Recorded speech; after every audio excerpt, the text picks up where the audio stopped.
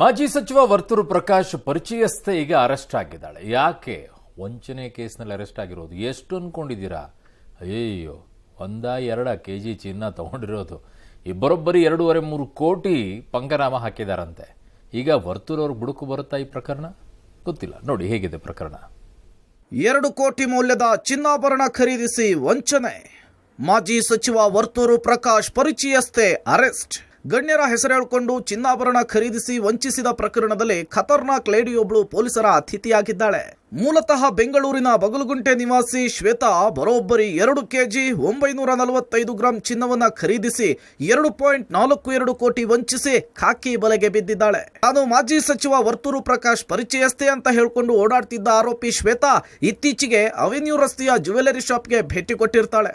ಅಲ್ಲದೆ ತಾನು ಚಿನ್ನದ ವ್ಯಾಪಾರಿ ಅಂತ ಹೇಳಿಕೊಂಡು ಸಗಟು ದರದಲ್ಲಿ 2 ಕೋಟಿ ಮೌಲ್ಯದ ಚಿನ್ನವನ್ನ ಖರೀದಿ ಮಾಡಿದ್ದಾಳೆ. ಬಳಿಕ ಚಿನ್ನವನ್ನ ವಾಪಸ್ ನೀಡದೆ ಹಣವನ್ನ ನೀಡದೆ ಎಸ್ಕೇಪ್ ಆಗಿದ್ದಾಳೆ. ಈ ಬಗ್ಗೆ ಜ್ಯುವೆಲರಿ ಶಾಪ್ ಮಾಲೀಕ ಕಮರ್ಷಿಯಲ್ ಸ್ಟ್ರೀಟ್ ಪೊಲೀಸ್ ಠಾಣೆಗೆ ದೂರು ಕೊಟ್ಟಿದ್ದು, ದೂರನ್ನು ದಾಖಲಿಸಿಕೊಂಡು ತನಿಖೆಗಿಳಿದ ಪೊಲೀಸರು ಆರೋಪಿ ಶ್ವೇತಾಳನ್ನ ಮೈಸೂರಿನಲ್ಲಿ ಲಾಕ್ ಮಾಡಿದ್ದಾರೆ.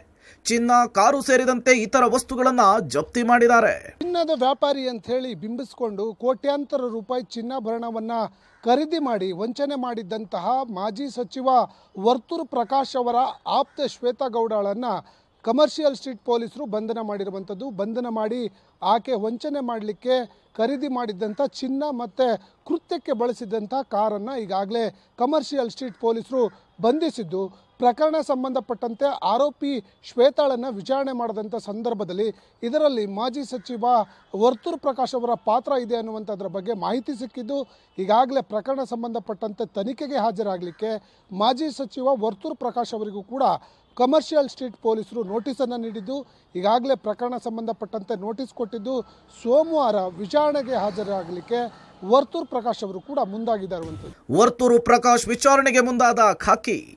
ಆರೋಪಿ ಶ್ವೇತಾ ಬಂಧನದ ಪ್ರಕರಣ ಮಾಜಿ ಶಾಸಕ ವರ್ತೂರು ಪ್ರಕಾಶ್ಗೂ ಟೆನ್ಷನ್ ಆಗಿದೆ. ಜ್ಯುವೆಲರಿ ಶಾಪ್ನಲ್ಲಿ ಆಭರಣ ಖರೀದಿಸುವಾಗ ಶ್ವೇತಾ ವರ್ತೂರು ಪ್ರಕಾಶ್ ಮನೆಯ ವಿಳಾಸವನ್ನ ಕೊಟ್ಟಿದ್ದಾಳೆ. ಇದೇ ಕಾರಣಕ್ಕೆ ವರ್ತೂರು ಪ್ರಕಾಶ್ರನ್ನ ವಿಚಾರಣೆ ಮಾಡಲಿಕ್ಕೆ ಪೊಲೀಸರು ನಿರ್ಧರಿಸಿದ್ದಾರೆ.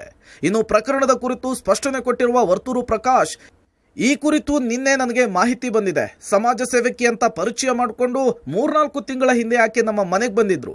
ಆಕೆ ನನಗೆ ತಿಳಿಸಿ ಆಭರಣವನ್ನ ಖರೀದಿಸಿಲ್ಲ. ಸೋಮವಾರ ವಿಚಾರಣೆಗೆ ಹೋಗ್ತೇನೆ ಅಂತ ಹೇಳಿದ್ದಾರೆ. ನಿನ್ನೆ ನನಗೆ ಮಾಹಿತಿ ಬಂತು ಸ್ಟೇಷನ್ನಿಂದ ಈ ಥರ ವಿಷಯ ಆಗೈತೆ ಅಂತೇಳಿ. ಅದು 100ಕ್ಕೆ 100 ಸುಳ್ಳು. ನಾನು ಸೋಮವಾರ ಸ್ಟೇಷನ್ಗೆ ಹೋಗಿ ಎಲ್ಲ ಮಾಹಿತಿಯನ್ನು ಕೊಡ್ತಿದ್ದೆ. ನನಗೆ ಒಂದು 3-4 ತಿಂಗಳ ಮುಂಚೆ ನಮ್ಮ ಮನೆಯಲ್ಲಿ ಬಂದು ನಾನು ಈ ಥರ ಸಮಾಜ ಸೇವಕಿ ಅಂತೇಳಿ ಪರಿಚಯ ಮಾಡ್ಕೊಂಡಿದ್ದವರು.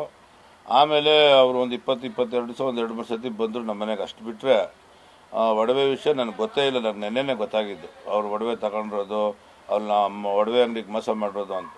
ಆ ಒಡವೆ ಅಂಗಡಿಯವರು ಇವರು ಕೊಟ್ಟಿರೋ ವಿಷಯ ನನ್ನ ಗಮನಕ್ಕೂ ತರಿಲ್ಲ. ಆಮೇಲೆ ರಾತ್ರಿ ನಾನು ಫೋನ್ ಮಾಡಿದಾಗ ಒಡವೆ ಇಷ್ಟು ಕೊಟ್ಬಿಟ್ಟಿದ್ದೀವಿ, ಏನು ಮಾಡೋದು ಹಂಗೆ ಹಿಂಗೆ ಅಂತೇಳಿ ಅವರು ನನಗೆ ತಿಳಿಸಿದ್ರು. ಕಂಪ್ಲೇಂಟ್ ಕೊಟ್ಟಿದ್ದೀನಿ, ಹಿಂಗೆಲ್ಲ ಆಗೈತೆ ಸರ್ ಅಂತ. ಆಯಿತು, ಒಳ್ಳೇದಾದಿತ್ತು ಬಿಡಪ್ಪ ಅಂತ ಹೇಳಿದ್ದೀನಿ. ಸೋಮವಾರ ಹೋಗ್ತಿದ್ದೀನಿ, ಫೋನಲ್ಲಿ ಹೇಳಿದ್ದಾರೆ ಸೋಮವಾರ. ಇನ್ನು ಈ ಆರೋಪಿ ಶ್ವೇತಾ ಈ ಹಿಂದೆ ಯಲಹಂಕ ಪೊಲೀಸ್ ಠಾಣಾ ವ್ಯಾಪ್ತಿಯಲ್ಲಿ ಕೃತ್ಯವೆಸಗಿ ಜಾಮೀನಿನ ಮೇಲೆ ಬಿಡುಗಡೆಯಾಗಿದ್ಲು. 7 ತಿಂಗಳ ನಂತರ ಮತ್ತೆ ವಂಚನೆ ಆರೋಪದಲ್ಲಿ ಪೊಲೀಸರ ಅತಿಥಿಯಾಗಿದ್ದಾಳೆ. ಕೇವಲ ವರ್ತೂರು ಪ್ರಕಾಶ್ ಮಾತ್ರವಲ್ಲ, ಹಲವು ರಾಜಕಾರಣಿಗಳು, ನಟ ನಟಿಯರ ಜೊತೆಗೆ ಫೋಟೋ ತೆಗೆಸಿಕೊಂಡು ಶ್ವೇತಾ ದುರ್ಬಳಕೆ ಮಾಡಿಕೊಂಡಿದ್ದಾಳೆ ಎಂಬ ಆರೋಪ ಇದೆ. ಪೊಲೀಸರ ಇನ್ವೆಸ್ಟಿಗೇಷನ್ ಮೂಲಕ ಶ್ವೇತಾ ಬಂಗಾರದ ರಹಸ್ಯದ ಅಸಲಿ ಕಥೆ ಹೊರಬರಬೇಕಿದೆ. Bureau report, public TV.